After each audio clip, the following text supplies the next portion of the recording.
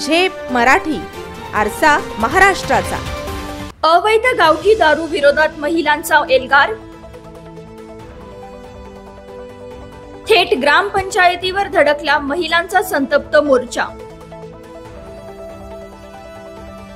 साक्री तालुक्यातील उंभरे गावातील घटना।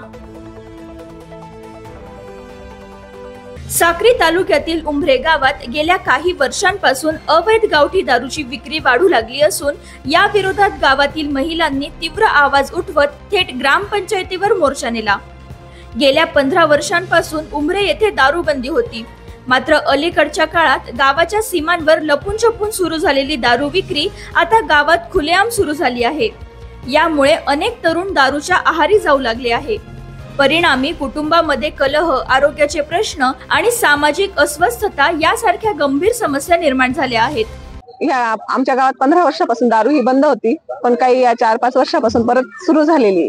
आणि ती दारू अशी आहे की केमिकल दारू आहे, त्याच्यात किती आज तरुण पोरं 5-6 पोरं वारलेले तरी गाव सुधारायला तयार नाही, व्यसनाधीन झालेले, त्यांचा संसार उद्ध्वस्त होण्याची वेळ आलेली। आई वडिलांचा विचार केला जात नाही ना पोरांचा विचार केला जात नाही। त्याच्यासाठी आम्ही सगळ्या महिलांनी जमून हे पाऊल उचललेलं आहे आणि शासनाने याच्यावर कडक कारवाई करावी। माझ्या गावाच्या 4 किलोमीटर अंतरावर आम्हाला दारूबंदी ही पाहिजे। या सर्व प्रकाराला आळा बसावा यासाठी उंभरे गावातील महिला, पोलीस पाटील तसेच तंटामुक्ती समितीचे अध्यक्ष व सदस्य यांनी एकत्र येत थेट ग्रामपंचायतीवर मोर्चा नेला। तसेच यावेळी साक्री पोलीस स्टेशनचे पोलीस निरीक्षक वळवी यांना निवेदन देण्यात आले।